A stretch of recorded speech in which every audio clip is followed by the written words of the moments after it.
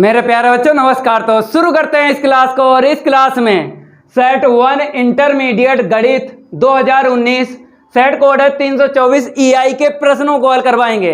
और अभी तक 2020 के सातों सेट कंप्लीट करवा चुके हैं। जिन बच्चों ने 2020 के सातों सेट कंप्लीट नहीं किए हैं, लिंक डिस्क्रिप्शन में मिल जाएगा, कंप्लीट कर लेना। और इस क्लास में 2019 का सेट 1 के प्रश्नों को हल करवाएंगे। तो अभी तक आप लोगों ने इस वीडियो को लाइक नहीं किया है तो सबसे पहले सभी स्टूडेंट इस वीडियो को लाइक कर दें और इस वीडियो को ज़्यादा से ज़्यादा शेयर कर दें अपने फ्रेंड सर्किल में। तो इंतजार खत्म हुआ, उड़ाते हैं 1 बाय 1 प्रश्नों का गर्दा। तो आपको यहाँ पे दिख रहा होगा प्रश्न पहले का बताया गया है। समुच्चय 1, 2, 3 में R द्वारा प्रदत्त संबंध कितने विकल्प दिए गए? 4 विकल्प दिए गए हैं, जिनमें से एक करेक्ट होगा। तो लास्ट वाला विकल्प आपको पहले से ही इनकरेक्ट बता देना है, क्योंकि वहां पे लिखा है तुच्छ है। ये तो सिलेबस में नहीं है। सिलेबस में आपके है स्वातुल्य संबंध, सम्मित संबंध और संक्रामक संबंध, यही है ना। तो पहले हम क्या करेंगे, डायरेक्ट बताएंगे। डायरेक्ट देख लो कैसे बात करेंगे हम स्वातुल्य संबंध की। जल्दी जल्दी हम यहां पे लिख देते हैं। सेकंड पे सम्मित संबंध, थर्ड पे संक्रामक संबंध। 1 बाय 1 आपको सिखाएंगे। अगर हम स्वातुल्य संबंध की बात करें तो इसका फार्मूला आपको आता है A, बिलोंग्स टू R। भुज और कोटि एक जैसी आपको देखना है युग्म। लेकिन अगर आपको स्वातुल्य, सम्मित और संक्रामक चेक करना है तो पेन पता हो कहाँ से चलता है। जैसे हम स्वातुल्य संबंध की अगर हम बात करें, पेन कहाँ से चलाना है? समुच्चय से। समुच्चय में जितने अवयव हैं उतने ही संबंध R में युग्म होना चाहिए। भुज और कोटि एक जैसे। तो देख लो यहाँ पे जब हमने 1 उठा लिया, समुच्चय से 1 अवयव उठा लिया, अब 1 उठा लिया तो इसका युग्म होना चाहिए 1, 1 R में, तो है। फिर आपको 2 उठा लेना है, दूसरा अवयव। तो अब देख लो 2, 2 इसमें होना चाहिए, मिल गया है। यही चेक कर रहे हैं पहले। अब आपको अवयव 3 उठाना है, 3 उठा लिया ना। अब आपको संबंध R में 3, 3 का युग्म देखना है। तो 3, 3 का युग्म है, जितने अवयव हैं उतने युग्म होना चाहिए संबंध R में। अगर हैं तो स्वातुल्य संबंध है। तो ठीक है, 3 अवयव हैं, 3 युग्म मिल गए, भुज और कोटि एक जैसे। तो ये क्या है? संबंध R जो है स्वातुल्य संबंध है। अब हम बात करेंगे सम्मित संबंध और संक्रामक संबंध की। मेरे प्यारे बच्चों, आपको पेन कहाँ से चलाना है? इन 2 संबंध में। जैसे सम्मित संबंध और संक्रामक संबंध की बात करें, पेन आपको यहाँ से चलाना है। जितने युग्म हैं उतनी लाइनें लिखना पड़ती हैं। जब हमने पार्ट 1 पढ़ाया तब आपको बताया था। तो मेरे प्यारे बच्चों, पहले आपको फार्मूला देख लेना है। इसका देख लो, यहीं पे बता देते हैं। A, B belongs to R implies that V, A belongs to R। ये फार्मूला है सम्मित संबंध का। तो क्या होता है, ये युग्म आपको लेके चलना है और इसी का अपोजिट, क्योंकि इम्प्लाई दैट का मतलब क्या होता है? सिद्ध कीजिए। तो ये चेक करना है अपोजिट R में। ठीक है, तो आपको कौन सा युग्म लेके चलना है? हमने आपको बताया था 1, 2, 3, 4, 5 युग्म है, तो 5 लाइनें आपको लिखना पड़ेंगे। लेकिन हम आपको डायरेक्ट बता रहे हैं, तो आपको किस युग्म पर काम करना है, किस पे नहीं करना है, वो हम आपको डायरेक्ट बता देते हैं। जैसे बात करें, ये जो युग्म आपने चेक किए थे स्वातुल्य संबंध में, इन पे काम ना करो। अगर इन पे करोगे काम, भुज और कोटि एक जैसे, तो ये बता देते हैं कि संक्रामक और सम्मित संबंध। R बता देगा कि सम्मित और संक्रामक संबंध है अगर एक जैसे भुज और कोटि वाले युग्म पर काम करोगे। तो इस पे ना करो, क्योंकि ये सम्मित और संक्रामक संबंध R बता देगा। अदर युग्म जो हैं उन पे काम करो, अदर युग्म पे। तो अदर युग्म पे जब हम काम करेंगे, हमने 1 2 उठा लिया, देखो यहाँ पे 1 2, अब अपोजिट क्या होगा 2, 1 होगा। तो 2, 1 यहाँ से लेके यहाँ तक देखो संबंध आर में है 2, 1 नहीं है। तो नहीं है तो ये क्या है, सब में संबंध आर नहीं है। ठीक है, अब हम बात करेंगे संक्रामक संबंध की। संक्रामक संबंध का फार्मूला देख लो, ए कामा बी बिलोंग्स टू आर, फिर और वी, देखो यहाँ पे बी है तो बी से ही स्टार्ट होना चाहिए। अब बाद में बी के बाद में हाथी बंदर घोड़ा कुछ भी हो, कुछ भी ले सकते हो। तो हमने यहाँ पे सी ले लिया, सी ले लिया ना, बिलोंग्स टू आर। अब इम्प्लाई दैट के बाद जो युग्म बनेगा वही मिलना चाहिए आर में। कैसे बनेगा, बी से बी हट जाता है, ए कामा सी आ जाता है। तो ये 2 युग्म आपको लेके चलना है, ये 2 युग्म संबंध आर से लेके चलना है और ये मिलना चाहिए। तो आर क्या हो जाएगा, संक्रामक संबंध हो जाएगा। तो मेरे प्यारे बच्चों अदर युग्म पर आपको काम करना है। हमने उठा लिया 1, 2, अब 2 से स्टार्ट होना चाहिए युग्म, तो एक ये है, तो इस पे तो काम नहीं करेंगे। दूसरा देख लो 2 से स्टार्ट होना चाहिए, तो ये 2 से स्टार्ट है, 2 युग्म मिल गए। अब इसके बाद में ये 2 से 2 हट जाएगा, 1, 3 आएगा। क्या आएगा, 1, 3। तो 1, 3 संबंध आर में आपको देखना है यहाँ से यहाँ तक। कहीं है 1, 3? नहीं है। जब नहीं है तो संक्रामक संबंध नहीं होगा। तो केवल और केवल ये आर संबंध क्या होगा, स्वातुल संबंध होगा। तो इस पे टिक लगा लो। अब लिखोगे कैसे, यहाँ पे बता देते हैं। जब हमने 2020 के 7 सेट कंप्लीट करवाए तो हमने आपको बताया था कैसे आपको पेपर में कॉपी जो है मिलेगी, आपको कैसे लिखना है उसकी जानकारी हम फिर दे देते हैं। जैसा लिख रहे हैं वैसे ही आपको पेपर में लिखना है। प्रश्न संख्या पहले का जो विकल्प है वही आपको यहाँ पे लिख देना है, क्योंकि 1 नंबर का 1 मिलेगा, 1.5 या 2 नहीं मिलेंगे अगर आप बेसिक से लगाओगे।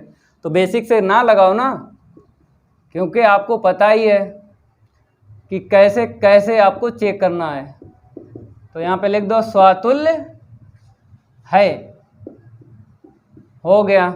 अगर हम बात करें इसकी, बाई चांस अगर ये बहुविकल्पीय में ना होता प्रश्न, वैसे होता तब कैसे लगाते हैं हम आपको बताते हैं। बेसिक से लगवा देते हैं, क्योंकि हमें चाहिए हैं गणित में 100 में से 100। गणित में क्या चाहिए, 100 में से 100। तो ठीक है, हम बताएंगे आपको बेसिक से भी एक भी नंबर ना कटने पाए। और पिछली कई क्लास में हम ये भी बता चुके हैं, आपको कुछ नहीं करना है, 1.5 या 2 घंटे इन्हीं प्रश्नों की प्रैक्टिस करना है। जितनी मेहनत आप कर चुके हो 2020 के जब 7 सेट कंप्लीट किए हैं, अब इतनी मेहनत नहीं करना पड़ेगी। अब रिपीट प्रश्न मिलेंगे 2019 के, जो भी सेट कंप्लीट करवाएंगे रिपीट प्रश्न मिलेंगे। तो इतनी मेहनत नहीं करना पड़ेगी 2019 में, जितनी मेहनत 2020 के सेटों में हुई है। 2018 की बात करेंगे तो ना के बराबर मेहनत करना पड़ेगी। 2017 की बात करें तो ऐसे धीरे धीरे क्या होगा, इतनी कम मेहनत करना पड़ेगी, बता नहीं सकते हैं। तो इसीलिए बोलते हैं आपको कुछ नहीं करना, 1.5 या 2 घंटे इन्हीं प्रश्नों की प्रैक्टिस करो। हमने आपको पिछली कई क्लास में बता चुके हैं कि किताबों से कोई टॉपर नहीं बन पाया है आज तक। किताबों से केवल क्या होता है, सिलेबस कंप्लीट होता है, टॉपर बच्चा नहीं बनता है। टॉपर कैसे बनता है, जो भी हम यहाँ पे पढ़ा रहे हैं आपको प्रैक्टिस करवा रहे हैं, इन्हीं प्रश्नों की प्रैक्टिस करो। हम ये वादा करते हैं पेपर में कोई सा प्रश्न आउट नहीं जाएगा। जो भी हम प्रश्नों को हल करवाएं यही प्रश्न मिलेंगे। कोई आप IAS PCS का पेपर नहीं देने जा रहे हो, क्लास 12th का देने जा रहे हो। तो इसीलिए बोल रहे हैं जितना हम बता दें उतना काम करो। अगर आपकी गणित में 100 में से 100 ना आए, पढ़ाना छोड़ देंगे भाई, मारकर छोड़ देंगे। इसलिए बोलते हैं जो भी कह देते हैं वही सत्य है। अब देखो बेसिक से इसको लगवा देते हैं। सबसे पहले आपको हेडिंग डाल लेना है स्वातुल्य संबंध।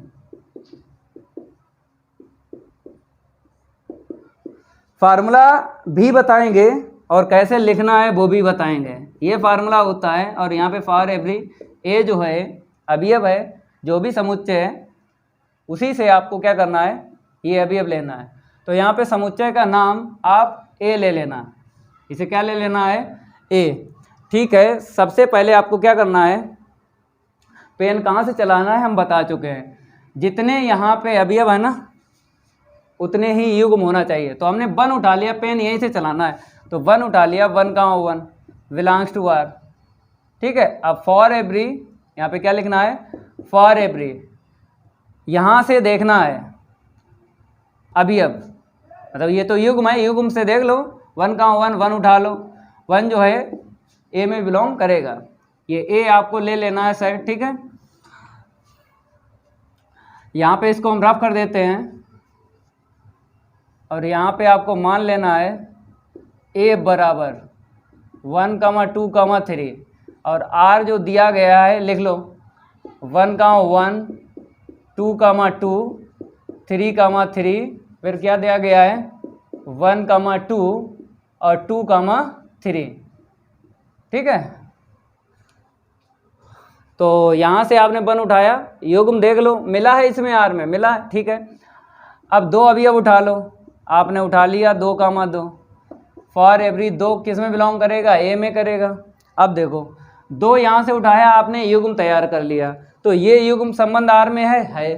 ठीक है, फिर आपको 3 उठा लेना है, 3 से आपने युग्म लिख लिया, फिर फॉर एवरी 3 जो है किस में बिलोंग करेगा, समुच्चय ए में करेगा। तो 3 उठाया आपने, युग्म तैयार कर लिया, तो युग्म ये संबंध आर में है या नहीं है, 3, 3। ठीक है, जितने अवयव हैं उतने युग्म होना चाहिए संबंध आर में, भुज और कोटि एक जैसे। तो मिल गए हैं, तो संबंध आर क्या होगा, स्वातुल संबंध होगा। तो यहाँ पे लिख दो आर कामा समुच्चय ए में स्वातुल्य संबंध है। ये परिभाषा क्लियर हो गई। ठीक है, अब इसके बाद में आपको नंबर 2 डाल लेना है, इसको हम रफ कर देते हैं, 1 बाय 1 आपको परिभाषा बताएंगे। चलो भाई, नंबर 2 डाल लो, सममित संबंध। सममित संबंध पूरा आपको बताएंगे, डिटेल में बताएंगे। हमने आपको पहले ही बताया था कि अगर सम्मित और संक्रामक संबंध की बात करें, जितने युग्म हैं संबंध आर में उतनी लाइनें लिखना पड़ती हैं। तो यहाँ से हम 1, 1 लिखेंगे, लेकिन उससे पहले फार्मूला देख लो, यही फार्मूला होता है, ये लेके चलना है, इम्प्लाई दैट के बाद मिलना चाहिए ये युग्म संबंध आर में। तो हम 1, 1 लिख लेते हैं, लिख लिया। अब इसका अपोजिट करोगे तो अपोजिट में वही तो मिलेगा, और यहाँ पे लिख दो जहाँ इन 2 युग्म में कौन सा अवयव यूज़ किया, एक यूज़ किया है। ठीक है, तो फार्मूले के रिलेटिव लाइन लिख दी, मतलब 1, 1 आप लेके चले, ये वाला देखो संबंध आर में है। तो इसीलिए पहले से हम बता रहे हैं, इन पे काम ना करो जब हमने डायरेक्ट बताया, लेकिन जब बेसिक से लगाओगे तब आपको हर एक युग्म पर लाइन लिखना पड़ेगी। 1, 1 से एक लाइन लिख ली, अब 2, 2 उठा लो, उठा लिया 2, 2। ठीक है, 2, 2 उठा लिया। अब इसका अपोजिट 2, 2 ही रहेगा ना। ठीक है, जहाँ अब ये 2 अवयव जो है युग्म में पाया है, तो लिख दो यहाँ पे, देखो ये लेके चल ले, ये मिलना चाहिए। ये देखो 2, 2 है संबंध आर में, यहाँ से लेके यहाँ तक है। ठीक है, तो यहाँ पे बिलोंग्स टू ही आएगा। अब 3, 3 ले लो, तो आपने ले लिया 3, 3। इसका अपोजिट ये जो है फार्मूला, अपोजिट 3, 3 ही मिलेगा, जहाँ 3 बिलोंग्स टू ए। ठीक है, अभी तक तो हर एक युग्म ने क्या बताया, सत्य बताया। अब 1, 2 उठा लो, तो 1, 2 उठा लिया ना, इसका अपोजिट 2, 1। अब देखना है ये 2, 1 संबंध आर में है, पहले तो अवयव लिख लो, इन 2 युग्म में कौन सा अवयव यूज हुआ है, 1, 2 यूज हुआ है। तो 2, 1 देख लो, यहाँ से लेके यहाँ तक 2, 1 है, नहीं है, तो नॉट बिलोंग्स टू आर मिल गया। तो ठीक है, इससे आगे कोई भी लाइन ना लिखो, क्योंकि आपको एक भी लाइन में युग्म आर में ना मिले तो वहीं पे स्टॉप हो जाना। ठीक है, देखो इस युग्म ने पहली लाइन, दूसरी लाइन और तीसरी लाइन ने क्या बोला? सत्य बोला। लेकिन ये तीसरी चौथी लाइन ने क्या बोल दिया? सत्य बोल दिया। तो ये क्या है? संबंध आर समय संबंध नहीं है। अगर इस युग्म पर लाइन लिखना चाहते हो लिख लो, टाइम बर्बाद होगा, नंबर उतने ही मिलेंगे। बेसिक में अगर ये लगा रहे हो तो जब आपको मिल जाए नॉट बिलोंग्स टू, ठीक है, तो उससे आगे कोई भी लाइन ना लिखो, डायरेक्ट आपको अब लिख देना है यहाँ पे आर कामा समुच्चय ए में सममित संबंध नहीं है। ठीक है, ये क्लियर हो गया होगा। इसको रफ कर देते हैं। अब संक्रामक संबंध की हम बात करेंगे। आप लोग हेडिंग डाल लो, संक्रामक संबंध। इसको हम रफ कर देते हैं। रफ करने में थोड़ा सा टाइम आपका चला जाएगा, कोई दिक्कत वाली बात नहीं है। पेपर में जो प्रश्न है यहीं से आएंगे, यहाँ से नहीं आएंगे तो कहाँ से आएंगे? यहीं से आएगा। ठीक है, नंबर 3 पे आ जाओ। संक्रामक संबंध हर एक युग्म पर काम करना है। फिर उठा लो फार्मूला, पहले देख लो यहाँ पे ए कामा बी बिलोंग्स टू आर, और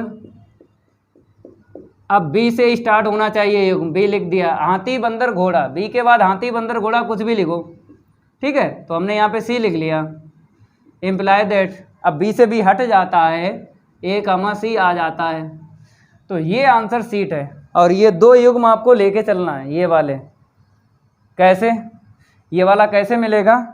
इससे मिलेगा पहले वाले से। तो लेके एक ही चलना है आपको। जैसे 1, आपने लिख लिया, अब और आपको लिखना है, लिख लिया। अब दूसरा जो युग्म है, ये मेरे प्यारे बच्चों देखो दिया है, ये तो दो युग्म हैं आपके पास, लेकिन उठाना आपको एक ही युग्म है। और दूसरा जो युग्म मिलेगा वो पहले वाले से मिलेगा। यहाँ पे 1 है तो 1 से स्टार्ट होना चाहिए। अब देखो 1 से स्टार्ट कितने? एक ये है, एक ये है। ठीक है, अब आप कहोगे कि सर 1 तो ले चुके हैं, दोबारा ले सकते हैं।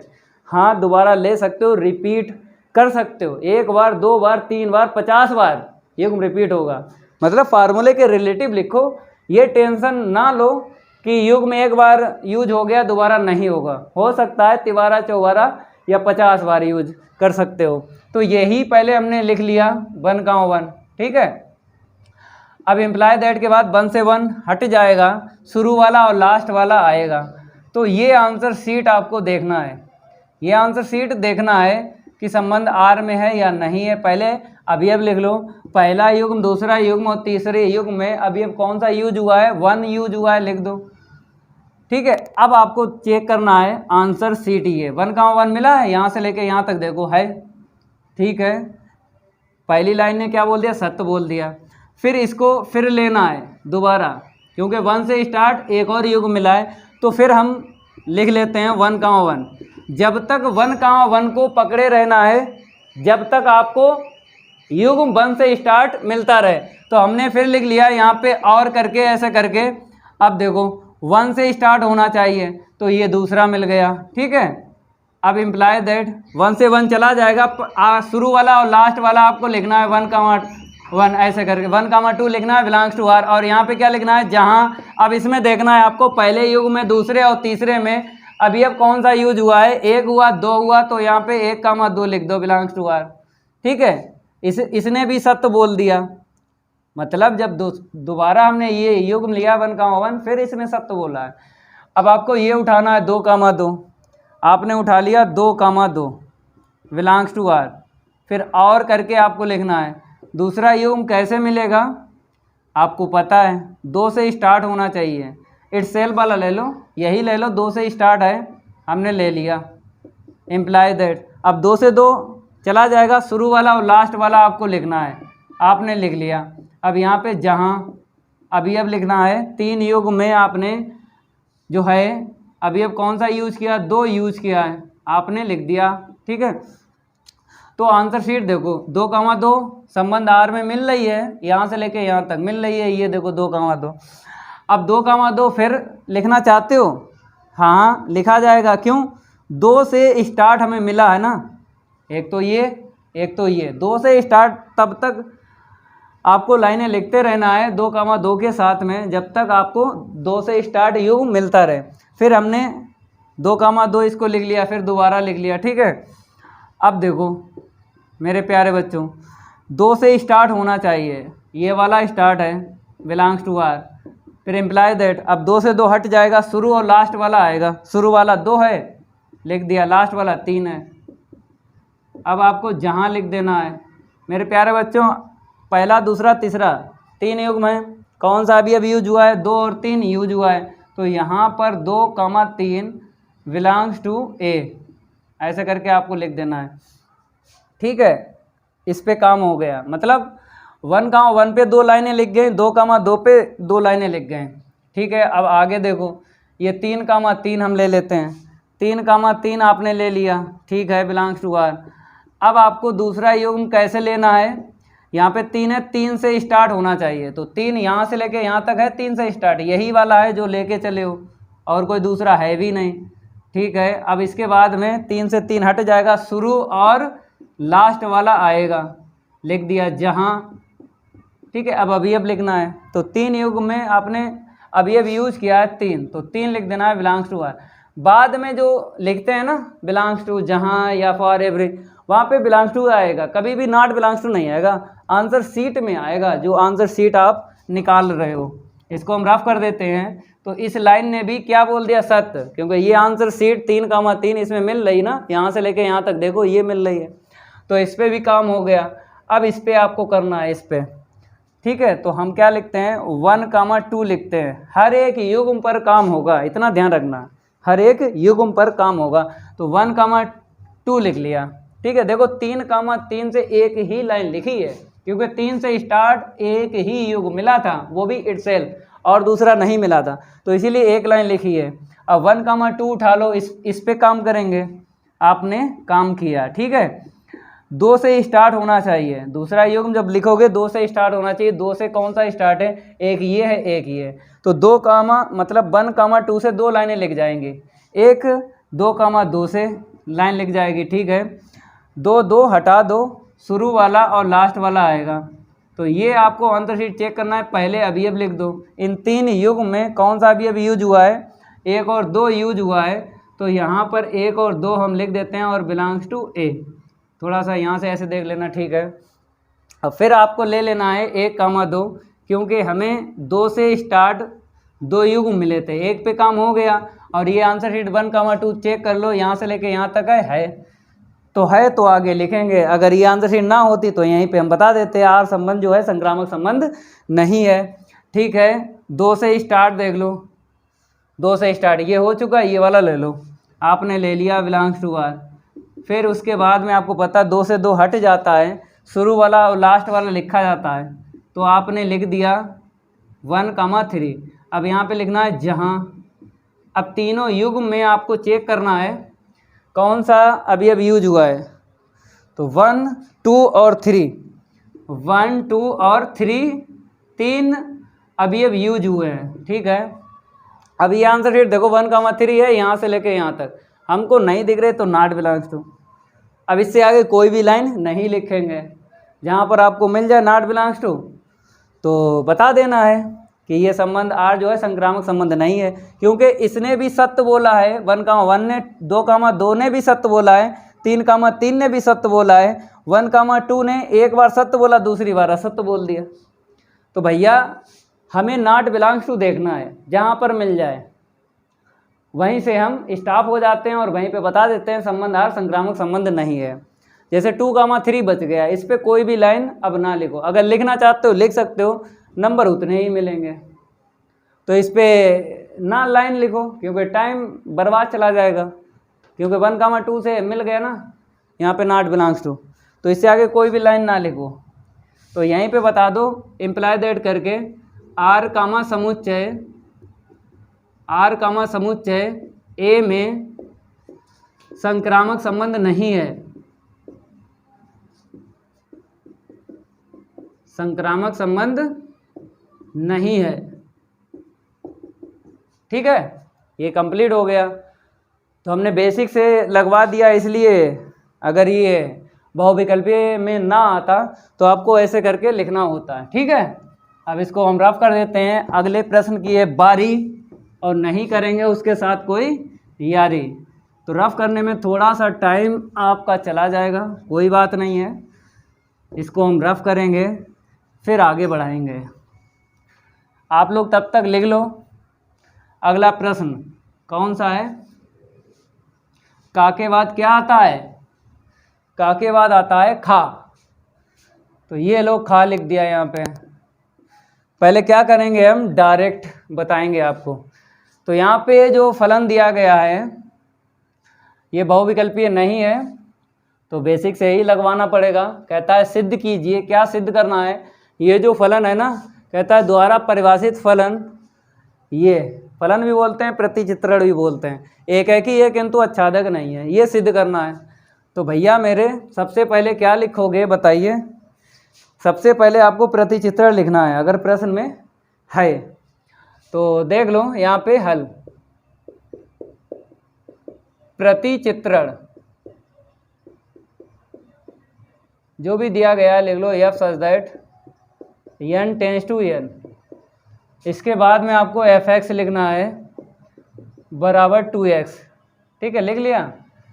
अब इसके बाद में आपको करना क्या है, एक है कि बताना है फलन,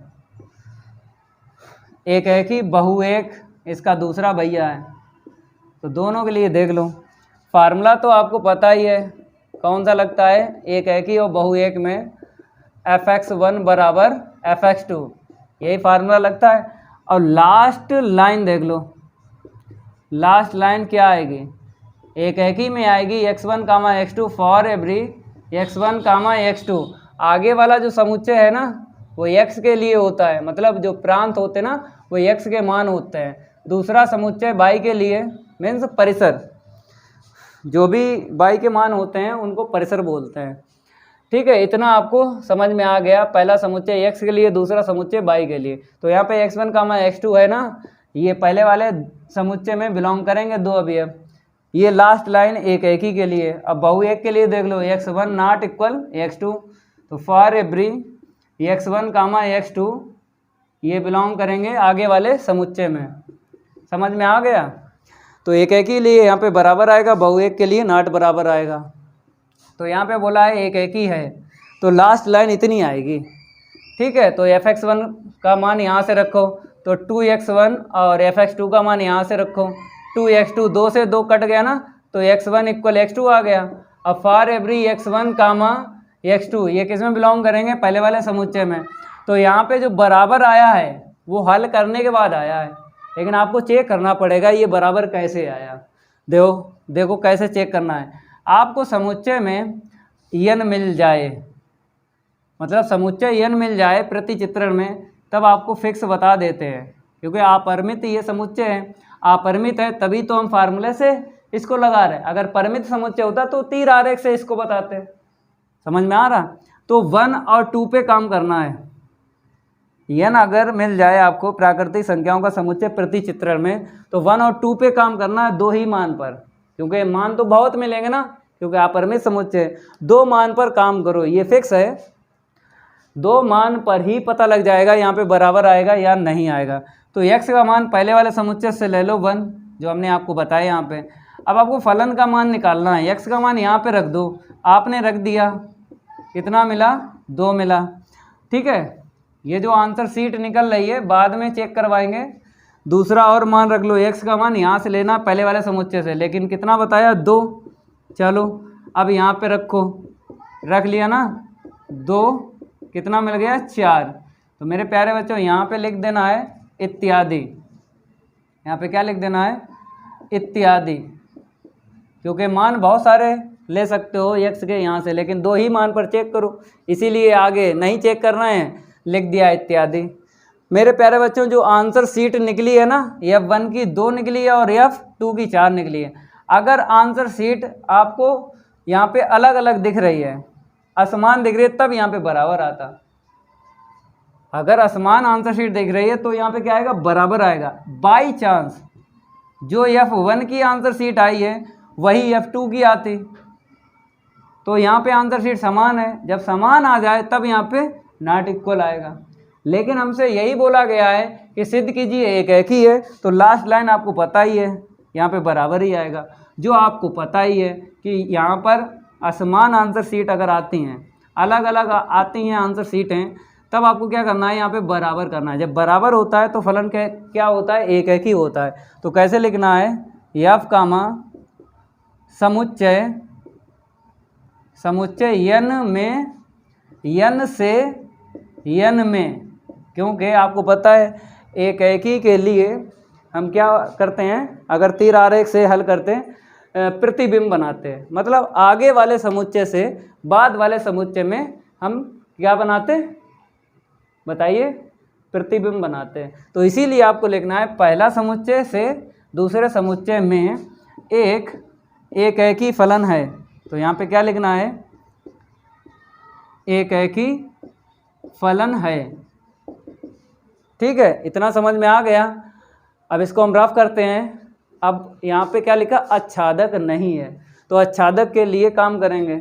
इतना आपको नोट कर लेना है, इतना, ये तो हटा देते हैं, ये तो समझाने के लिए आपको बताया था, इतना हो गया। ठीक है, अब यहाँ से हम रफ करेंगे। अब आच्छादक और उसका दूसरा भैया क्या होता है, अंताक्षेपी। आच्छादक का जो दूसरा भैया होता है क्या होता है, अंताक्षेपी।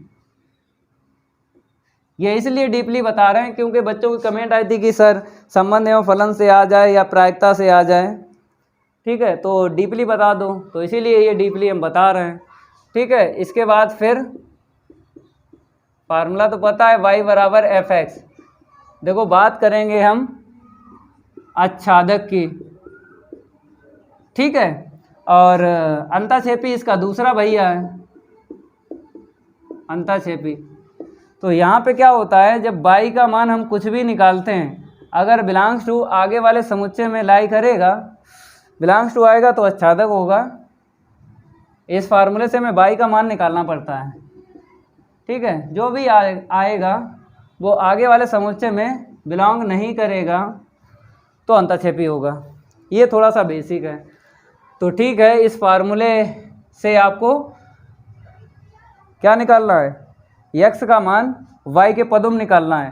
तो यहाँ पर x लिख दो, y नहीं होगा, क्योंकि ये फार्मूला बोलता है कि x का मान y के पदों में निकालो। तो x जो भी मिलेगा वो आगे वाले समुच्चय में मिलना चाहिए। बिलोंग्स टू है तो आच्छादक होगा, और यहाँ पे x का मान, ठीक है, चेक करना है, अगर वो n में नहीं है आगे वाले में तो अंताक्षेपी होगा। x का मान y के पदों में निकालना, ये फार्मूला बताता है। ठीक है, एफ एक्स का मान रख लो 2x। अब यहाँ से x का मान निकालो y/2। ठीक है, अब कैसे चेक करोगे, यहाँ पे बिलोंग्स टू आएगा या नॉट बिलोंग्स टू आएगा। देखो हम बताते हैं आपको, जैसे हमने एक ही के लिए बताया था ना, वैसे दो ही मान आपको लेना है, क्योंकि n है ना, एक 1 पे काम करो, एक 2 पे काम करो। मेरे प्यारे बच्चों, मान तो बहुत सारे मिलेंगे, y के यहाँ से बहुत सारे मिलेंगे, अपरिमेय समुच्चय है ना, तो दो ही मान पर काम करो, पता लग जाएगा यहाँ पे बिलोंग्स टू आएगा या नॉट बिलोंग्स टू आएगा। जब हम y का मान बाद वाले समुच्चय से लेंगे, कितना बताया, 1 आपको लेना है। ठीक है, x का मान निकालो, यहाँ से y का मान 1 रखो, तो आपने रख लिया, कितना मिला, 0.5। ये x की आंसर शीट बिलोंग करेगी, x की आंसर शीट इसमें बिलोंग करेगी, नहीं करेगी, क्योंकि प्राकृतिक संख्याओं का जो समुच्चय होता है उसमें दशमलव वाले संख्याएं नहीं मिलती हैं। ठीक है, आ गया नॉट बिलोंग्स टू, तो इस पे ना काम करो, क्योंकि इसी से पता चल गया यहाँ पे क्या आएगा, नॉट बिलोंग्स टू आएगा। अब जब नॉट बिलोंग्स टू आएगा, x का मान इसमें बिलोंग नहीं कर रहा। देखो, चाहो तो आप दूसरे वाले पे काम कर लो, ये y का मान यहाँ से लेना है, कितना बताया, 2, तो y बराबर 2 यहाँ पे रख दो, x बराबर 2/2, तो कितना आया, 1, ये बिलोंग कर रहा है। और यहाँ पे क्या लिख दो, इत्यादि। तो मेरे प्यारे बच्चों, ये बिलोंग कर रहा है, ये नहीं कर रहा। तो हमने आपको बताया है कि अगर एक भी लाइन, चाहे आप 10 लाइन लिखो, एक भी लाइन में आपको नॉट बिलोंग्स टू मिल जाए तो बता देना है वो असत्य होता है। तो यहाँ पे मिल गया, तभी यहाँ पे नॉट बिलोंग्स टू आया। नॉट बिलोंग्स टू में फलन कैसा होगा, अंताक्षेपी होगा, और अंताक्षेपी होगा तो क्या नहीं होगा, आच्छादक नहीं होगा। मतलब अंताक्षेपी को बोलते हैं आच्छादक नहीं होगा। तो यहाँ पर आच्छादक नहीं आपको बताना है। ठीक है, इम्प्लाई दैट करके लिख दो, क्या, एफ कामा समुच्चय। अब कैसे लिखना है समुच्चय, देखो आच्छादक और अंतःक्षेपी में पूर्व प्रतिबिंब बनाना पड़ता है, मतलब बाद वाले समुच्चय से पूर्व प्रतिबिंब बनता है। तो ये वाला यन पहले लिखना है, फिर ये वाला बाद में लिखना है। इसमें एक आच्छादक फलन नहीं है, आच्छादक फलन नहीं है मेरे प्यारे बच्चों, ये है कहानी। अब आपको मिक्स करके लिख देना है, लास्ट में क्या लिख देना, मिक्स करके, अता करके दोनों को, जो प्रश्न में लिखा वही लिख लो। क्या लिखा है, एक ही किंतु आच्छादक नहीं है, अतः एफ कामा, अगर समुच्चय सेम टू सेम है तो यहाँ पे लिख दो, चाहे आगे वाले से बनाओ प्रतिबिंब, चाहे बाद वाले से पूर्व प्रतिबिंब बनाओ, यन तो सेम है ना, यन से यन में यहाँ पे क्या लिखा है, एक ही है, तो आपको लिख देना है एक ही है। और क्या लिखा है उसमें, किंतु लिख दो यहाँ पे, किंतु आच्छादक नहीं है। ये कंप्लीट हो गया, इसको नोट कर लो। चलो इसको हम रफ कर देते हैं मेरे प्यारे बच्चों, रफ हो गया। अब आपको यहाँ पे नेक्स्ट डाल देना है गा, जो भी विकल्प होगा आपको करेक्ट लिख देना है। तो देख लो यहाँ पे बताया गया है कॉस स्क्वायर एक्स का आपको समाकलन करना है। तो मेरे प्यारे बच्चों आपको यहाँ पे बता देते हैं कि 4 का समाकलन डायरेक्ट नहीं होता है, 2 का होता है। जैसे देख लो यहाँ पे cos square x d x, second पे देख लो sine square x d x, number 3 पे देख लो tan square x d x, और नंबर 4 पे देख लो cot square x d x. तो इन 4 का समाकलन डायरेक्ट नहीं होता है, 2 का होता है। तो यहाँ पे लिख देते हैं कॉसिक स्क्वायर एक्स का समाकलन हो जाता है माइनस का कॉट एक्स प्लस सी। ठीक है, अब आ जाओ next, sec square x d x का समाकलन हो जाता है टेन एक्स प्लस का सी। तो 4 का नहीं होता है, 2 का होता है, डायरेक्ट नहीं होता है। तो जब इसका कॉस स्क्वायर एक्स का नहीं होता है तो आपको किसका कर देना है, हम आपको बताते हैं 1 प्लस का कॉस 2x के बटे 2। ठीक है, अगर आपको कॉस स्क्वायर एक्स का समाकलन करना है तो आपको इसका कर देना है, इसका हो जाएगा तो कॉस स्क्वायर एक्स का समाकलन हो जाएगा। अगर साइन स्क्वायर एक्स का समाकलन करना है तो यहाँ पे 1 माइनस का कॉस 2x के बटे 2, इसका समाकलन करना है तो इसका हो जाएगा टेन स्क्वायर एक्स का सेक स्क्वायर एक्स माइनस 1, इसका कर देना है समाकलन, इसका हो जाएगा कॉट स्क्वायर एक्स का तो कॉसिक स्क्वायर एक्स माइनस 1, इसका समाकलन कर देना, इसका हो जाएगा। तो मेरे पास क्या है, कॉस स्क्वायर एक्स है। तो मेरे प्यारे बच्चों यहाँ पे आपको दिख रहा होगा 1/2 आगे ले लो, 1/2 आगे ले लिया। ठीक है, और 1 प्लस कॉस 2x और 1/2 का गुणा भी कर दो, 2 पद बन जाएंगे 1/2। ठीक है, और कॉस 2x के बटे 2, 1/2 का समाकलन तो 1/2x हो जाएगा। तो यहाँ पे मिसप्रिंट है, यहाँ पे 2 कर लो तो पहला पद तो मैच हो गया इसका। फिर दूसरा पद क्या बनेगा, कॉस 2x का समाकलन साइन 2x के बटे 2, तो नीचे 4 मिल जाएगा, नीचे 4 है और बीच में प्लस है। ठीक है, यही करेक्ट होगा क्योंकि यहाँ पे माइनस है और यहाँ पे कहीं इसमें और इसमें x के बटे 2 नहीं दिख रहा है। ठीक है, चलो आपको लिख देना है विकल्प जो भी करेक्ट है यहाँ पे। तो फर्स्ट यहाँ पे करेक्ट है x के बटे 2 प्लस का 1/4 साइन 2x प्लस का c, ये करेक्ट है। तो बेसिक से इसको हल करवा देते हैं। i बराबर लिख लो cos square x d x. तो ठीक है, फार्मूला तो आपको पता ही है, कॉस 2 थीटा का फार्मूला होता है 2 कॉस स्क्वायर थीटा माइनस 1। 1 को इस तरफ लाएंगे तो 1 प्लस का कॉस 2 थीटा बराबर क्या हो जाएगा 2 कॉस स्क्वायर थीटा। तो यहाँ से अगर हम मान निकालेंगे कॉस स्क्वायर थीटा का तो 1 प्लस का कॉस 2 थीटा के बटे इतना। अब यहाँ पे थीटा लिया, यहाँ पे एक्स है, तो ठीक है, हम क्या करेंगे, थीटा के स्थान पे यहाँ पे एक्स रख देंगे। तो 1 प्लस का कॉस 2x के बटे 2। ठीक है, अब इसका समाकलन करो, तो लघुत्तम वापस कर दो, 1/2, इसका क्या हो जाएगा, cos 2x के बटे 2, लघुत्तम वापस दे दिया। अब आपको समाकलन करना है, इसका क्या हो जाएगा, 1/2 का x के बटे 2 लिख दो। मेरे प्यारे बच्चों, यहाँ पे क्या लिखना है, x लिखना है, और प्लस यहाँ पे देखो, तो cos 2x का क्या होता है, sin 2x, और नीचे इसका मतलब इसका दोबारा अपकलन होता है अपान में, 2 निकलेगा, 2 पहले से, तो कितना हो जाएगा, 4 प्लस c। ये आंसर शीट आ गई है, नोट कर लो इसको, बेसिक से हल करवा दिया। अब बात करेंगे हम नेक्स्ट, इसको हम रफ कर देते हैं। अगला नंबर डाल लो, जो भी नंबर हो। अगला नंबर है यहाँ पे घा, ये लो घा। ठीक है, विकल्प कौन सा होगा, इसमें जो है विकल्प नहीं है, तो बेसिक से इसको लगवाएंगे, बहुविकल्पीय नहीं है ये। ठीक है, यहाँ पे क्या बताया, 2 सदिशों वेक्टर ए तथा वेक्टर वी के परिमाण क्रमशः 1 और 2 हैं। परिमाण का मतलब होता है मापांक, तो सबसे पहले यहाँ पे लिख लो दिया है, तो वेक्टर ए का मापांक और वेक्टर वी का मापांक लिख लो 1, और फिर वेक्टर वी का मापांक कितना दिया है, 2। फिर आगे क्या लिखा है, vector a dot vector b बराबर 1 है, vector a dot vector b बराबर 1 है। कहता है इन सदिशों के बीच का कोण ज्ञात कीजिए, थीटा का मान निकालना है।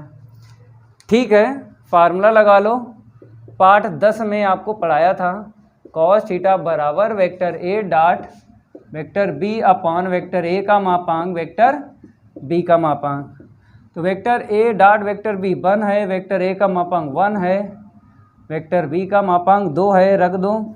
ठीक है, थोड़ा सा हल करेंगे, 1/2। अब बताना है आपको यहाँ पे 1/2 कितने का मान होता है, 60 अंश का मान होता है ना, cos 60 अंश का 1/2। थीटा बराबर क्या आया, 60 अंश लिखो या रेडियन में लिख दो π/3। दोनों आंसर शीटें सही हैं, चाहे आप रेडियन में रखो चाहे आप डिग्री में रखो। ये लग गया, इसको नोट कर लो। अब बात करेंगे अड़ा की, तो इसको हम रफ कर देते हैं। अब आपको अड़ा बताना है, तो अड़ा जो है बहुविकल्पी है, तो डायरेक्ट बता देते हैं, डायरेक्ट देख लो मेरे प्यारे बच्चों, यहाँ पे चेंज कर लेते हैं। अवकल समीकरण कहता है घात बताना है। अरे भाई क्या डाल रहे हो, विकल्प डालो, विकल्प। चलो विकल्प में देख लो कौन सा करेक्ट होगा। यहाँ पे घात बताइए, तो साइन का कोण क्या है, dy/dx है, तो घात परिभाषित नहीं है। हमने आपको बताया था आइलेट, क्या बताया था, ILATE। तो इसको छोड़ के ये फलन और इस फलन में कहीं पर आपको dy/dx या फिर d2y/dx² या फिर d3y/dx³ मिल जाए, और यहाँ पे इत्यादि लिख देते हैं। और भी घातें मतलब d4y/dx⁴ भी हो सकती है, d5y/dx⁵ भी हो सकता है। तो ये अवकल संकारक हैं। तो आई का मतलब क्या होता है, inverse, sine inverse, cos inverse या टेन इनवर्स में अगर आपको इनमें से कोई मिल जाए तो घात परिभाषित नहीं होती है। यल का मतलब होता है लॉगरिथमिक, मतलब लॉग वाले जो फलन होते हैं। तो लॉग में अगर dy/dx, d2y/dx², d3y/dx³ मिल जाए, ये अवकल संकारक लॉग वाले फलन में, तो घात परिभाषित नहीं होती है। टी मिल जाए, जैसे ट्रिग्नोमेट्रिक फंक्शन, त्रिकोणमितीय फलन बोलते हैं, साइन, कॉस, टेन, कॉट, सेक और कॉसिक में इनमें से कोई सा मिल जाए, तो यहाँ पे मिल भी गया है, इसीलिए घात परिभाषित नहीं है। और ई एक्सपोनेंशियल मतलब चरघातांकीय, ई की घात में आपको अगर मिल जाए या ए की घात में मिल जाए ये अवकल संकारक, तो घात परिभाषित नहीं होगी। तो ये लगाने वाला नहीं है, डायरेक्ट टिक लगाने वाला है। तो यहाँ पे लिख दो परिभाषित नहीं है। तो मेरे प्यारे बच्चों अब आपके समझ में आ गया होगा। यहाँ पर। तो पहला प्रश्न कंप्लीट हो गया। अब अगला प्रश्न हल करवाते हैं, इसको नोट कर लो, जल्दी नोट कर लो।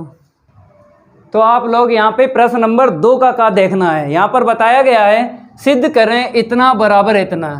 ठीक है, ये फार्मूला ही है, क्योंकि आपने पाठ 2 में जितने फार्मूले याद किए उनमें से ये फार्मूला है। ठीक है, तो इसको हम सिद्ध करवाते हैं। आपको लिख लेना है दूसरे का और यहाँ पे लिख लेना हल। सबसे पहले आपको क्या करना है, यहाँ पर साइन इनवर्स माइनस एक्स है ना, आपको थीटा मानना है। ठीक है, साइन इनवर्स माइनस एक्स बराबर थीटा। जैसे ही आपने थीटा माना है वैसे ही आपको समीकरण 1 डालना है। ठीक है ना। अब इसके बाद में आपको क्या करना है, इस इनवर्स को उस तरफ लेके जाना है। तो माइनस का एक्स बराबर क्या हो जाएगा, साइन थीटा। अब मेरे प्यारे बच्चों, आपको ये आंसर शीट लाना है, माइनस का साइन इनवर्स एक्स। तो आपको यहाँ से पीछे से सबसे पहले मैचिंग करना है। पीछे से पहले यहाँ पर एक्स लाना है, इसको आगे बढ़ाना है, एक्स लाना है, उसके बाद में आपको इनवर्स लाना है, फिर लास्ट में आपको क्या करना है, माइनस लाना है। तो यहाँ पे 3 तीर आपको दिख रहे हैं, 3 दिख रहे हैं तीर। पहला तीर एक्स के लिए, दूसरा तीर साइन इनवर्स के लिए, तीसरा तीर माइनस के लिए। तो पीछे से आपको मैच करना है। सबसे पहले एक्स मैच करना है, यहाँ पे माइनस का एक्स है, वहाँ पे प्लस का एक्स है। तो आपको क्या करना है, दोनों पक्षों में माइनस से गुणा करने पर, माइनस से गुणा करने पर तब आपको मिलेगा प्लस का एक्स। ठीक है, माइनस माइनस प्लस हो जाएगा, माइनस का साइन थीटा। ये मैच हो गया पहला तीर। अब दूसरा साइन इनवर्स मैच करना है, तो साइन को इस तरफ लाएंगे। तो ये माइनस है, अगर यहाँ पर माइनस है तो साइन यहाँ पर नहीं आएगा। मतलब अगर साइन थीटा होता, मतलब यहाँ पर गुणांक साइन का 1 होता, वो भी प्लस का, ठीक है, तो साइन को हम इस तरफ लाते। लेकिन यहाँ पर माइनस है, तब आपको करना क्या है, पहले माइनस हटाना, उसके बाद साइन को इस तरफ लाना है। गुणांक 1 ही देखना है, इतना ध्यान रखना है। इसके अलावा कुछ भी हो पहले उसको हल करो, उसके बाद फिर हम इन्वर्स बना सकते हैं। तो क्या करेंगे, साइन माइनस थीटा यहाँ पे लिख देते हैं, क्योंकि आपको पता है साइन माइनस थीटा बराबर होता है माइनस का साइन थीटा, यही होता है। ठीक है, अब इसको इस तरफ लाएंगे, क्योंकि अब यहाँ पे कुछ नहीं है, मतलब 1 है यहाँ पे, तो साइन को इस तरफ लाएंगे, साइन इनवर्स हो जाएगा माइनस का थीटा।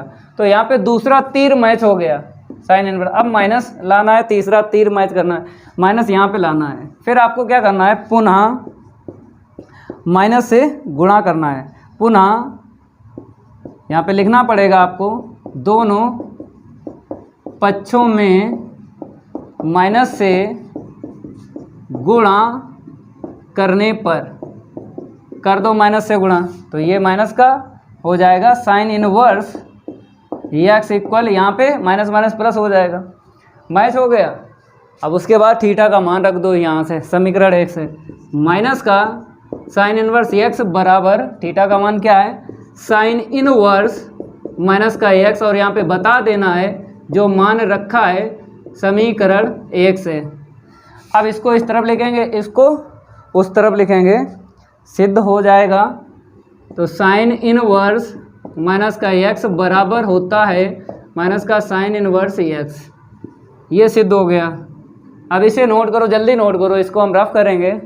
अब अगले प्रश्न की है बारी, नहीं करेंगे उसके साथ कोई यारी। अगला देख लो क्या दिया है, क्या हमसे मांगा गया है।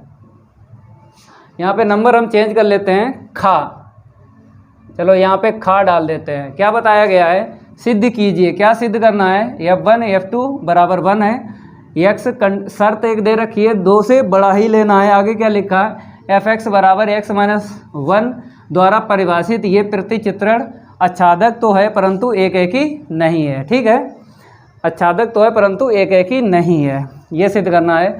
तो पहले क्या करना है, प्रतिचित्रण सबसे पहले आपको लिख लेना है। अगर प्रश्न में प्रतिचित्रण है, फलन भी बोलते हैं, तो f such that n tends to n, ठीक है। और एफ एक्स बराबर लिख लो, प्रतिचित्रण के सामने ही लिखना है, एक्स माइनस 1 है तो एक एकी के लिए और आच्छादक के लिए काम करना है। तो पहले यन बता दो, यहाँ पे यन क्या है, जहाँ लिख देते हैं प्राकृतिक संख्याओं का समुच्चय, प्राकृतिक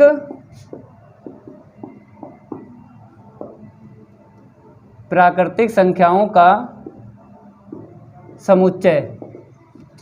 अब बताना है परिमित है या अपरिमित है, तो ये अपरिमित है, अपरिमित समुच्चय। जब अपरिमित होता है तब कैसे लगाना है आपको, फार्मूले से, ठीक है ना, तीर आरेख से नहीं लगा सकते हो।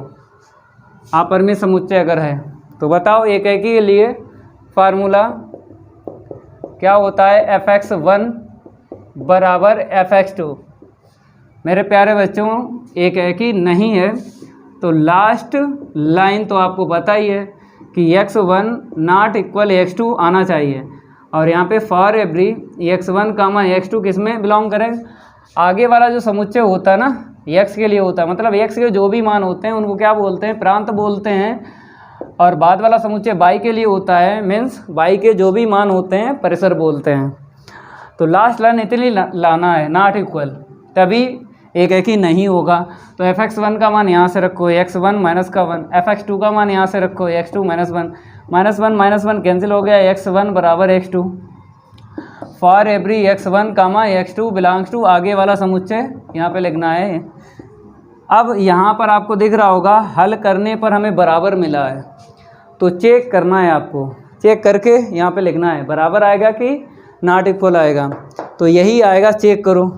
तो यहाँ पर क्या बताया गया है, एक शर्त बता दी गई है। अगर ये शर्त ना होती तो हम बताते अगर प्राकृतिक संख्याओं का समुच्चय है तो 1 और 2 पे काम करो, क्योंकि बहुत सारी संख्या मिल जाएंगी। अगर यहाँ पे शर्त ना होती तो हमने बताया था आपको प्राकृतिक संख्याओं का समुच्चय मिल जाए 1 और 2 पे काम करो, पता लग जाएगा यहाँ पे बराबर आएगा कि नॉट इक्वल आएगा। पता तो है पहले से ही कि नॉट इक्वल आएगा, फिर भी आपको चेक करना है। तो यहाँ पे क्या बताया गया है, x का मान 2 से बड़ा लेना है, किसके लिए लेना है, और इस ये दिया गया है पहले से ही, ठीक है, यही ले लो आप, क्योंकि जो हम बता रहे थे वो यहाँ पे मिल गए ना, 1 और 2 ये दे दिया गया है। फिर x का मान 2 से बड़ा किस में चेक करना है, आच्छादक के लिए, इसको ले लो। तो x बराबर 1 ले लिया, निकालो यहाँ से मान, नहीं वही रख लो डायरेक्ट जो दिया गया है, ठीक है, x बराबर 2 वही रख लो जो दिया गया है, यहाँ से नहीं निकालना है। f2 पे 1, दोनों का मान 1 आया है, तो आपको पता है यहाँ पे अगर बराबर है मतलब एक जैसी आंसर शीट निकलती है तो यहाँ पे नॉट इक्वल आता है। इतनी जानकारी आपको होना चाहिए। अगर आंसर शीट डिफरेंट आती यहाँ पे तब यहाँ पे बराबर आता, तो एक जैसी आंसर शीट पे नॉट इक्वल आता है। तो नॉट इक्वल आया है तो एक ही फलन नहीं होगा, तो यहाँ पे क्या लिख देना है, एफ कामा समुच्चय। अब प्रतिबिंब बनाते हैं एक ही लिए, तो पहले वाले समुच्चय से बाद वाले समुच्चय में, तो पहले समुच्चय ये रखना है, फिर बाद में ये रखना है। में एक ही फलन नहीं है, यहाँ पे इतना लिख देना है। ये परिभाषा क्लियर हो गई, ठीक है। अब आच्छादक के लिए इसको हम रफ कर देते हैं, ये नोट कर लेना है, इसी के आगे आपको लिखना है। तो रफ करने में थोड़ा सा समय चला जाएगा, कोई दिक्कत वाली बात नहीं है। चलो आगे बढ़ते हैं। फार्मूला लगाओ आच्छादक के लिए। फार्मूला क्या होता है, y बराबर एफ एक्स होता है। ये फार्मूला क्या बताता है, x का मान y के पदों में निकालो। चलो एफ एक्स का मान रख लो, 1 को इस तरफ लाएंगे, 1 प्लस का y हो जाएगा बराबर x बराबर 1 प्लस का y। आपको पता है बिलोंग्स टू आएगा आच्छादक होगा, नॉट बिलोंग्स टू आएगा तो अंतःक्षेपी होगा। तो चेक करना है यहाँ पर भी। अब ये शर्त यूज़ करो, x का मान 2 से बड़ा आना चाहिए, तो y का मान आपको यहाँ से लेना है, ऐसा लेना है कि x का मान 2 से बड़ा आ जाए, 2 से बड़ा। तो अगर हम y का मान 2 लेते हैं, ठीक है, तो y का x का मान 2 से बड़ा आ जाएगा। y का मान रखो यहाँ पे रखो ये 2, तो कितना आया 3। ये 3 जो है एक्स की आंसर शीट इसमें बिलोंग करेगी, करेगी, क्योंकि प्राकृतिक संख्या है ये। अब y बराबर 2 से आगे 3 ले लो, 2 ही लेना है, 2 ही मान पर पता लग जाएगा बिलोंग्स टू आएगा कि नॉट बिलोंग्स टू आएगा। ठीक है, x का मान निकालो, 3 यहाँ पे रख लो, 1 प्लस का 3 = 4। ये बताओ ये आंसर शीट x की इसमें बिलोंग करेगी, करेगी, ये भी प्राकृतिक संख्या है। तो यहाँ पे लिख दो इत्यादि, क्योंकि बहुत सारे हम मान ले सकते हैं y के, 2 ही मान पर चेक कर लो। अब दोनों जगह क्या आया, बिलोंग्स टू। अगर दोनों जगह बिलोंग्स टू आया तो यहाँ पे बिलोंग्स टू आएगा। एक भी जगह यहाँ पे अगर नॉट बिलोंग्स टू आता तो यहाँ पे नॉट बिलोंग्स टू आता है। एक भी जगह आता तो यहाँ पे बिलोंग्स टू ही आया है। तो x की आंसर शीट इसमें बिलोंग करेगी। जब ये 2 कर रही हैं, 1 प्लस y भी करेगा इसमें। ठीक है, बिलोंग्स टू आ गया तो अच्छादक फलन होगा। तो यहाँ पे लिख देना है f कामा समुच्चय। अब यहाँ पे पूर्व प्रतिबिंब बनता है अच्छादक में, तो बाद वाले समुच्चय से पहले वाले समुच्चय में, तो n ये वाला हो गया, फिर आगे वाले में एक अच्छादक फलन है, अच्छादक फलन है। ठीक है, एक लाइन और लिखना है अतः करके, इसको हम रफ कर देते हैं। एक लास्ट में लाइन लिखना है मिक्स करके, मिक्स करके लिखना है, दोनों को लिख देना है, एक ही और अच्छादक, जो दिया है वही लिख लो। अतः f कामा, अगर समुच्चय सेम है तो आपको ऐसे करके लिखना है, n से n में एक अच्छादक, क्या लिखना है यहाँ पे, अच्छादक। मार्कर चेंज कर लेते हैं, जो लिखा है प्रश्न में वही लिख लो। अच्छादक तो है परंतु एक ही नहीं है। मेरे प्यारे बच्चों, अतः का मतलब क्या होता है, ये अतः लिखा है, अतः का मतलब होता है पूरा लग गया सवाल। इसको नोट कर लो। अब अगले प्रश्न की बारी नहीं करेंगे उसके साथ कोई यारी।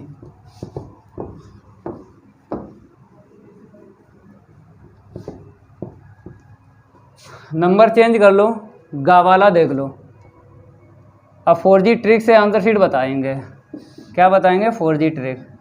तो अब कल समीकरण देखना है कौन सा करेक्ट होगा, बराबर जिसमें 0 मिल जाए, ऐसा आपका समीकरण जिसमें बराबर 0 मिल जाए वही करेक्ट होगा। तो मेरे प्यारे बच्चों, ये सेकंड करेक्ट है, बराबर 0। ये ट्रिक है, जब भी बहुविकल्पीय में मिल जाए आपको तो आपको टिक लगा देना है, बराबर 0 जिसमें मिल जाए। अब बेसिक से हल करवाते हैं। चलो भैया, यहाँ पर बोला गया है एक विशिष्ट हल y बराबर x का है, तो दिया है, लिख लो पहले y बराबर x। तो फर्स्ट पार्ट में और सेकंड पार्ट में देख लेना, अधिकतम अवकलन कितनी बार हुआ, 2 बार हुआ है।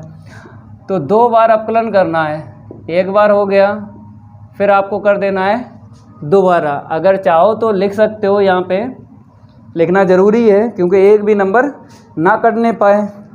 क्या लिखना है, x के सापेक्ष अवकलन करने पर लिखना ज़रूर, ठीक है, पेपर में x के सापेक्ष अवकलन करने पर अवकलन आपको करना है। इस हिंदी का मतलब है दोनों तरफ आपको d/dx रखना है, बराबर के मेरी तरफ और बराबर के उस तरफ। ठीक है, y का अवकलन बोलो dy/dx, x का क्या हुआ, 1 हुआ। ठीक है, फिर लिखना है 2 बार अवकलन करना है अधिकतम, पुनः x के सापेक्ष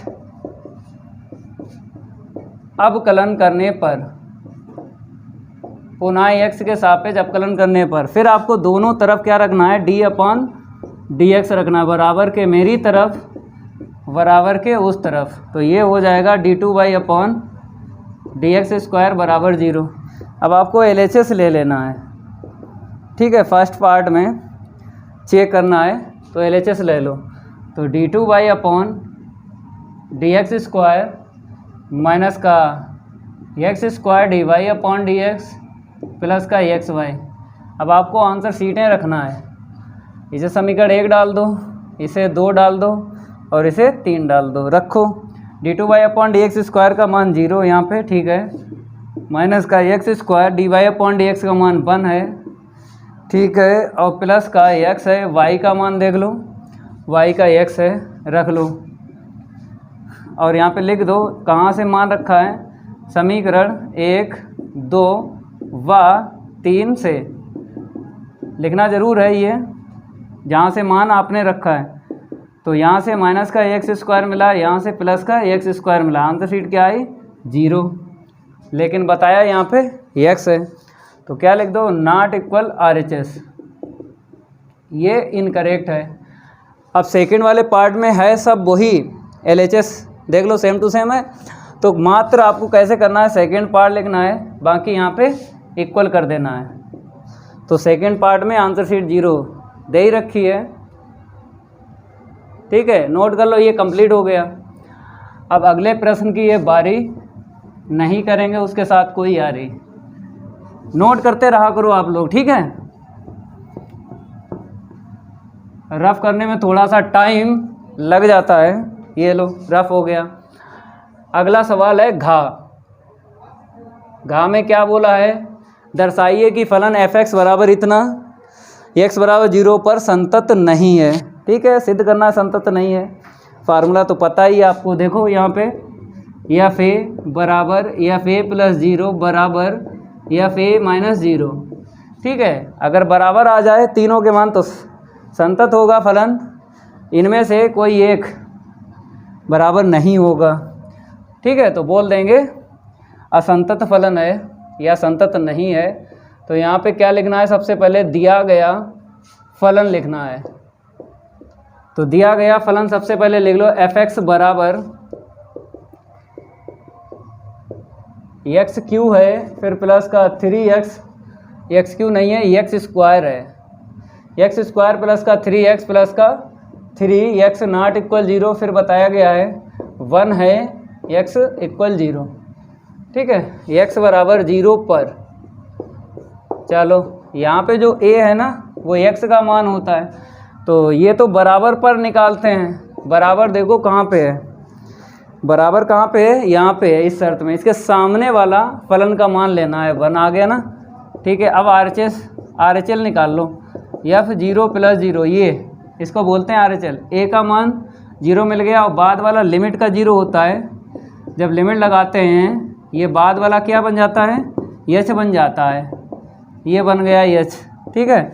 आपको पता है कि नॉट इक्वल वाला जब भी प्रश्न मिल जाए, मतलब ये प्रकार है, इसे ध्यान देना है, नॉट इक्वल जब मिल जाए मतलब यहाँ से LHL और RHL दोनों इसी शर्त से, मतलब इस शर्त के सामने जो भी फलन है वहीं से निकालना है, ये आपको ध्यान देना है। जब भी नॉट इक्वल वाला फलन मिल जाए तो LHL और RHL नॉट इक्वल जिस शर्त में है उसके सामने वाला फलन यूज करना है। और वैसे अगर हम आपको समझाते हैं तो समझ लो, वो तो डायरेक्ट आपको ट्रिक बताई है, चलो समझाते हैं। इसने बोला जब x का मान 0 ना हो आपके पास तो ये फलन लेना है, मेरे पास 0 नहीं है, h है, तभी यहाँ पे इस फलन का यूज करना है। चलो कर लो, क्योंकि मेरे पास h है, 0 नहीं है। अब जहाँ जहाँ x है कितना रखना है, h, तो fh का मान ज्ञात हो जाएगा। हमने आपको पहले ही बताया था पिछली कई क्लास में कि चर चेंज होता है, अचर नहीं चेंज होता है। तो चर ही चेंज करना है, 3 को ऐसे ही लिखना है, अचर चेंज करना है, मतलब चर चेंज करना है, अचर को सेम टू सेम रखना है।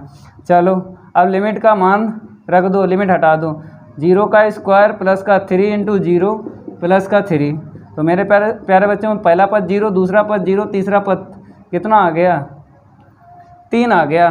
तो देखो यहाँ पे 1 आया, यहाँ पे 3 आया, तो 2 के मान जब निकाले असमान आए हैं, तो तीसरी लिमिट ना निकालो, मतलब LHL ना निकालो। जब भी आपको 2 मान यहाँ पे पता चल जाए असमान, तो तीसरी लिमिट का मान ना निकालो, क्योंकि 2 से ही पता लग जाएगा फलन क्या होता है, संतत नहीं होगा, 2 ही से पता लग गया। अतः करके लिख दो, या पहले एक लाइन लिख लो, that is f(0) not equal है f(0 + 0) के। तो प्रश्न में जो लिखा है वही लिख दो, क्या लिखा, संतत नहीं है। अतः का मतलब होता है सवाल पूरा लग गया। x बराबर 0 पर fx संतत नहीं है। नोट कर लो जल्दी, संतत नहीं है। ठीक है, लास्ट वाला है प्रायिकता का है प्रश्न। पहले इसको हम रफ कर देते हैं,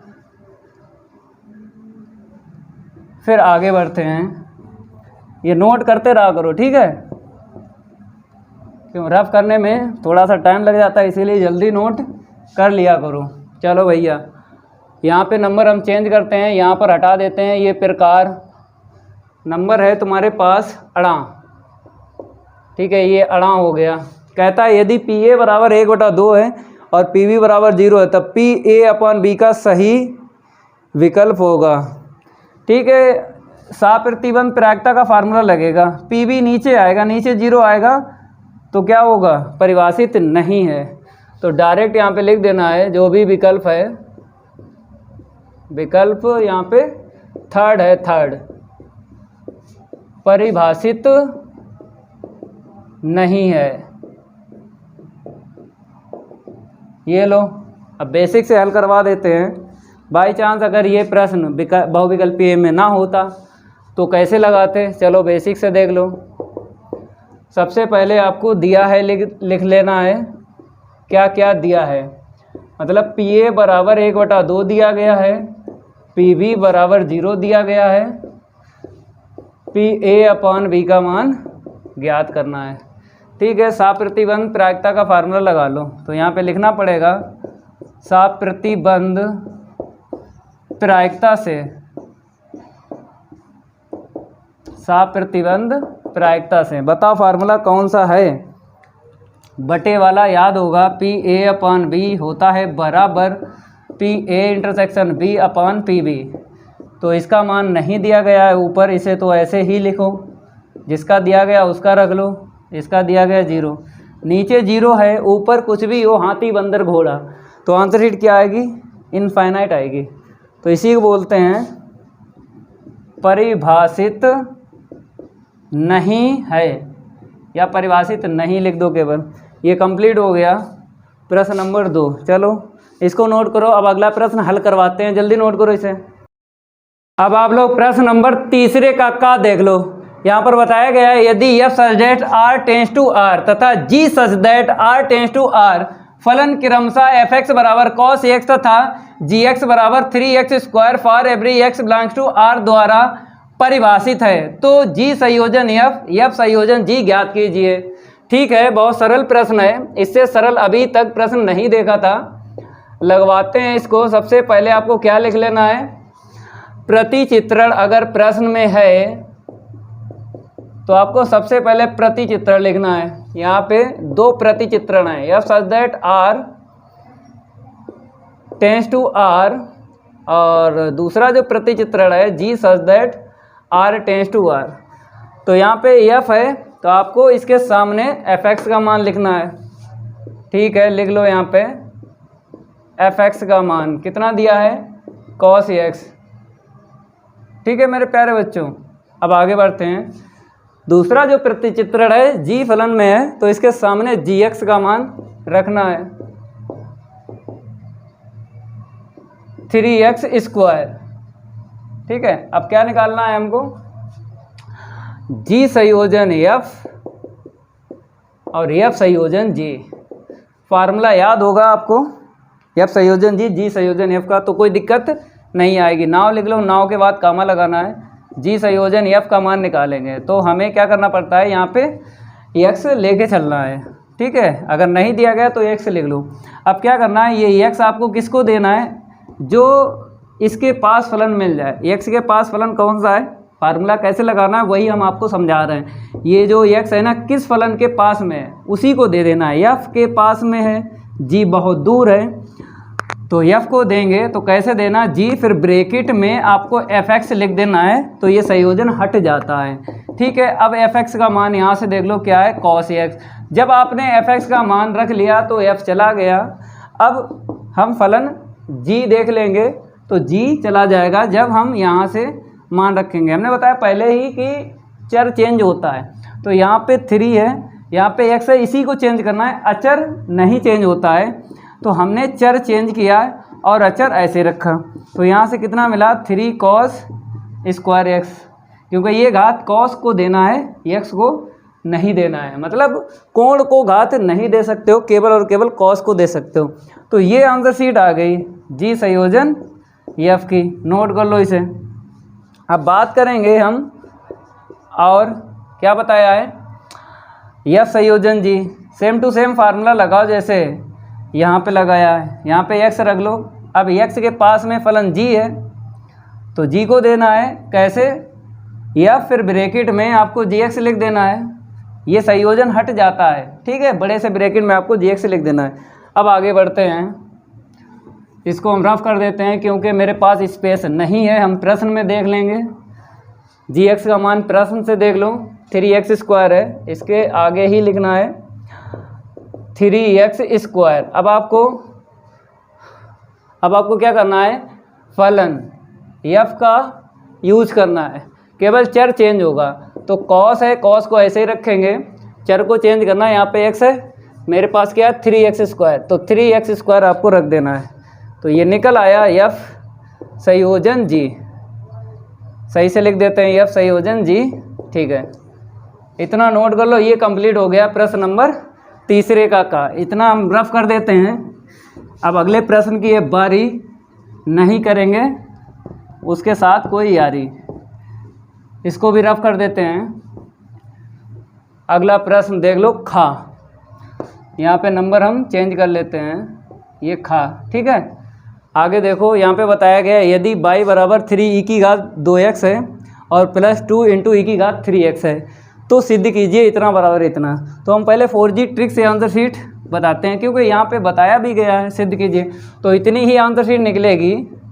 देख लो, a⁻mx कर देते हैं, b⁻nx कर देते हैं। तो पहले जनरल फॉर्म से बता देते हैं 4G ट्रिक से, बाद में हम लगवा देंगे। तो d2y मतलब अवकल समीकरण निकालना है, वक्र दिया गया है, तो d2y/dx² माइनस का m प्लस का n dy/dx प्लस का mny, ठीक है मेरे प्यारे बच्चों, बराबर में क्या है 0। अब आपको क्या करना है, ये तो जनरल फॉर्म है, m और n के मान इसी में रख लो, m का मान 2 और n का मान 3 इसी में रख लो। d2y यहाँ पे लिख देते हैं m का मान 2 और n का मान 3 रख लो इसमें। d2y/dx² माइनस का 2 + 3 फिर dy/dx और प्लस का 2 × 3 और इंटू y बराबर 0, ठीक है। d2y/dx² माइनस का 5 dy/dx और प्लस का 6y बराबर 0।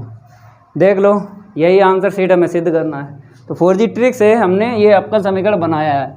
तो अगर आंसर शीट ना दी जाए तो ऐसे करके निकाल लेना है। अब बेसिक से हल करवाते हैं, क्योंकि 4G ट्रिक से आंसर शीट पता चलती है, नंबर नहीं मिलेंगे। अगर आपने 4G ट्रिक से आंसर शीट निकाली तो नंबर सारे के सारे कट जाएंगे, ठीक है ना। आपको बेसिक से लगाना है। सबसे पहले लिख लो, यदि का मतलब क्या होता है, दिया है, दिया है लिख लो y बराबर 3e⁻2x है प्लस 2e⁻3x है। तो कितनी बार अवकलन करना है, यहाँ पे अधिकतम बताया है 2 बार, लेकिन हमें समीकरण डालना है, ठीक है। दिया गया उसको डालना, dy/dx निकालेंगे उसको डालेंगे समीकरण, और d2y/dx² निकालेंगे उसको डालेंगे क्योंकि हमें एनालिसिस लेके चलना है। और दूसरी विधि जो है काटने वाली विधि है, अगर काटने वाली विधि यूज करो फिर भी समीकरण डालना है। तो अवकलन करेंगे एक बार, तो कितना मिलेगा, यहाँ पे 6e⁻x, यहाँ पे 3 दूनी 6e⁻3x, समीकरण नंबर 2। जैसे ही आपने अवकलन किया तो एक पद काट दो e⁻ वाला, तो इसमें क्या करेंगे, हम 3 का गुणा कर देंगे और इसको घटा देंगे, तो ये कट जाएगा, ठीक है।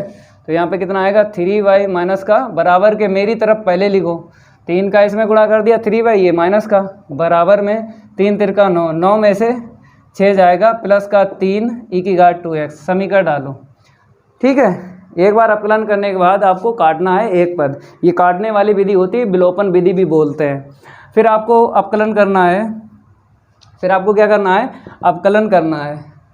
तो यहाँ पे y का अवकलन dy/dx और इसका अवकलन क्या होगा, d2y/dx dx², इसका अवकलन 2 3 6 e की घात 2x पे समीकरण आपको डालना है, फिर आपको काटना है। तो यहाँ पर लिख दो घटाने पर, यहाँ पर क्या लिखा जाएगा, यहाँ पर भी घटाने पर ही लिखा जाएगा। क्यों? क्योंकि आपको पता ही है एक जैसे चिन्ह है तो घटाने पर लिखते हैं। मेरे प्यारे बच्चों, यहाँ पे 2 का गुणा आपको करना पड़ेगा क्योंकि 6 मिल जाएगा, सेम टू सेम कट गया ना। पहले बराबर के मेरी तरफ लिखो, 2 3 6y और माइनस का 2dy/dx, क्योंकि इसमें हमने 2 का गुणा किया है ना, तो इसमें होगा, ठीक है। इसमें नहीं किया तो इसे ऐसे लिखो, माइनस का 3dy/dx प्लस का d2y/dx² बराबर क्या रहेगा, 0 रहेगा। सबसे पहले आपको यहाँ पर d2y/dx² लिखना है, कोटि, अधिकतम कोटि का आपका संकरक लिखो। अब यहाँ पे कितना होगा, जोड़ लो, 3 और 2 5 हो जाएगा ना, और प्लस का 6y = 0।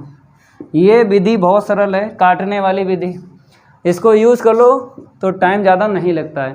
और वैसे करोगे जैसे समीकरण 1 डाल दिया बाय, फिर dy/dx निकालोगे, समीकरण 2 डालोगे, फिर d2y/dx² निकालोगे, समीकरण 3 डालोगे, फिर आपको LHS लेके चलना है और RHS निकाल देना। वो भी तरीका बढ़िया है, लेकिन ये सबसे ज़्यादा सरल है क्योंकि इसमें टाइम नहीं लगता है और ये प्रश्न लग जाता है। तो यही सिद्ध करना था, सिद्ध हो गया। आगे बढ़ते हैं। अब गा देखो, गा लगवाएंगे नहीं क्योंकि ये रिपीट है 2020 में सेट 3, ठीक है, 324 ये कोड है, हो चुका है, इसको करवाएंगे नहीं, आप लोग कर लेना क्योंकि ये अब रिपीट प्रश्न होने लगे हैं। हमने आपको पहले ही बताया था 2020 के सेट में जितनी मेहनत आपने की है उतनी मेहनत अब नहीं करना पड़ेगी, रिपीट प्रश्न मिलेंगे, ठीक है।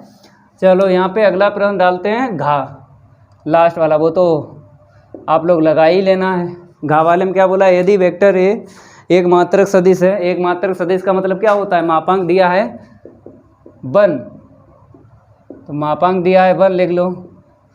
चाहे आपको ऐसे वेक्टर लगाना है या फिर तीर वाला लगाना है, जैसी आदत है वैसा काम करो, ठीक है। मापांक दिया गया है, लिख लिया है। और क्या दिया गया है यहाँ पे, और दिया गया वेक्टर x माइनस का vector a dot vector x plus का वेक्टर a बराबर 8।